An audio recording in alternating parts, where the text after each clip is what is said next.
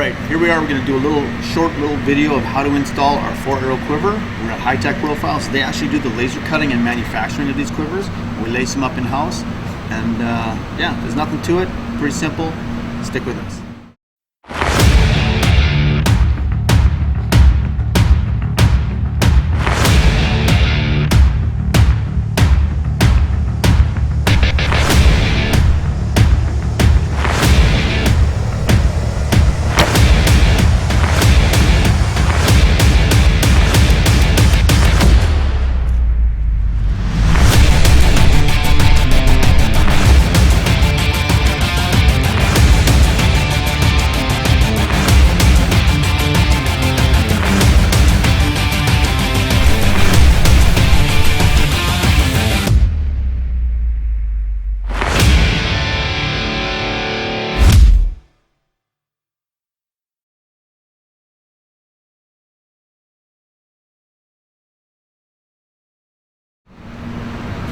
Okay, so we removed our other quiver.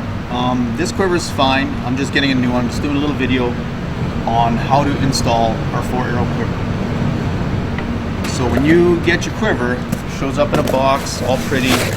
You are going to come wrapped, so there's no scratches.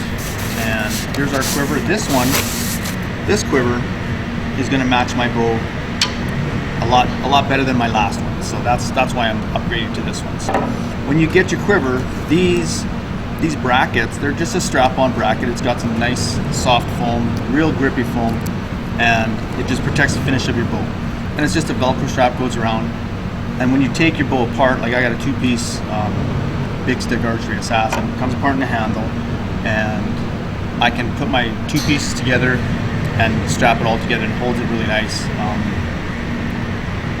And it's rock solid. Like, this is rock solid. 2 pieces, I like 2 pieces. I've shot 2 pieces for years, but there's always a problem when you get a little moisture, they slide, arrows fall out, you cut yourself. It's not cool. So we solved one problem right there, making it rock solid. We have our gripper is an industrial strength,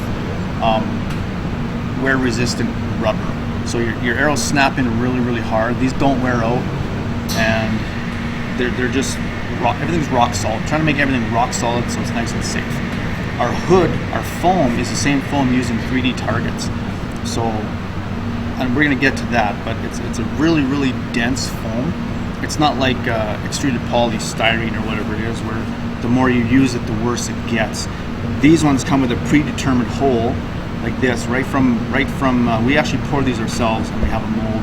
And another thing I don't like about all the other quivers out there is when you sell a quiver, you want the guy that's shooting it to feel confident and know that his quiver looks really good.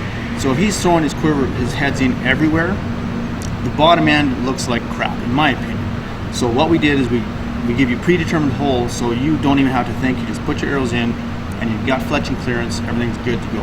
So I'm going to show you a little bit what we do with our arrows here.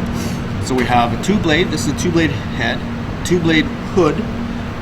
What we do is we basically have if this arrow is knocked, my arrows are level with the ground. So when I stack them in my quiver, I have a blade this way, and fletching basically cock feather up. And when you flip it over, you have cock feather down. So your feathers are interlocked on this side, keeping your fletching clearance. You're never having feathers touch, whether it's our 4-arrow or our 8-arrow. If you do this with your arrows, you get no fletching contact at all. Feathers don't rub, don't make noise when you shoot. So now what we do with our hood is again, it's really hard foam, really dense foam.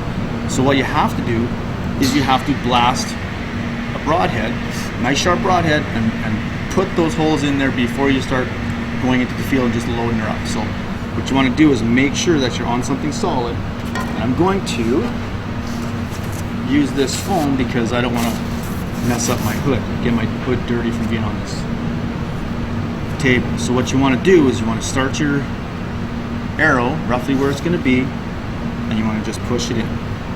But you have to push hard, right? Because that's a dense foam. You want to start them, and you want to just wiggle them in one at a time. And you do need to use a sharp rod head for the start. So once you get them going, you go in. Just in and out, until you get what you want. Right? So you just got to work it. But take your time and get those in and out, and then you end up with this. Your arrows, again, dirty table. Your arrows go in no problem after that. So now you're going to end up with a slot like this, and your arrow's going to go in it in the same slot every time. And the dense foam holds everything solid. So that's the first step of getting your arrows all set up in your quiver. Secondly, I like to do this when the quiver is off the bow. You got way more control. So let's put that away. So now the second thing is we have a 1 wrench install. These come finger tight. We have external flange lock nuts. So the flange actually sinks into the powder coat finish. So when you crank this sucker tight, those teeth bite in. So then what happens is this will stay on your desired angle. So it doesn't matter what angle these are, you just set them up according to your bow. So now we're just going to make these guys loose. Just finger, again, you want them to be able to move and self-adjust. They're going to come centered on the center holes. Ironically, that works for me, for my bow. So right now, all you want to do is set it up so your quiver is on your fade outs of your riser. You do not want to put this on any working limb at all. It's just not cool at all. You don't want to hamper any moving parts on your bow. So where this riser fades out, you do not want to go past there. So for me, right at the top, right at the bottom of your fade outs. So now you just tighten these guys up. And this foam is a really dense foam, so you want to squeeze it tight and get that as tight as you can. And the foam actually, when you shrink the foam and Velcro it, the foam actually tightens it up for you. So it just makes it a little bit more dense, a little more dead in the hand, and you have a little bit more contact there. So here we go, nice and tight. Everything's nice and tight, but my bolts are loose. So you grab your wrench, just a 3/16 wrench, and just tighten it. Just hold on to your nut, and the flange lock nuts hold everything tight, and it just bites. So you want to crank that sucker just as tight as you can, tight as you want. I crank it as tight as I can because I'm not going to take this quiver off of this bow. Well, aside from packing it up and stuff like that. So I'm not going to put this quiver on another bow. If I do, I'll just loosen them up, reset it.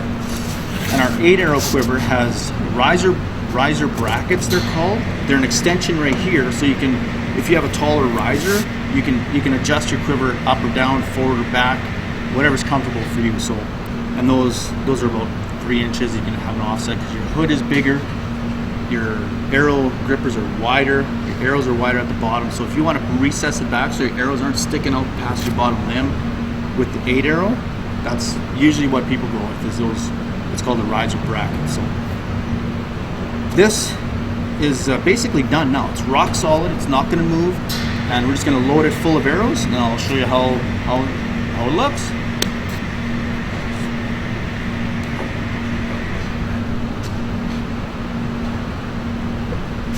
Again, you take one arrow, wiggle them in there. Next one, push it in, wiggle it in. Next one, line it up, push it in, wiggle it in. Next one, push it in, wiggle it in. And again, it's not easy, but you only have to do it once. And once everything's set up, you just load up your quiver. Again, the arrow's on the bottom, so your cock feather is down. This one, arrow's on top, so your cock feather is up. And then we get a good amount of fletching clearance. And here's another quick tip for you guys. Keep your tab, or in my case, tabs, on your arrow. I find that to be a lifesaver. Keep it on your arrow, keep it on your bow. Don't mess around, because when you need it you need it. So that's about it, boys and girls. Here's our quiver, real pretty, much prettier than the other one. Again, there's multiple options and colors. What you guys need to do is, if you guys want to order one of these, shoot me an email, gunshy99@hotmail.com, and fire me any question you want, and we'll set you up with a 4 or an 8 arrow quiver. So that's it. We're gonna go do some shooting now, and yeah. Thanks for watching, guys. Thanks for all the support. Thanks for watching all our videos. Really means a lot. And if you want to watch the next video, you got to click down here or up here. Thanks, guys.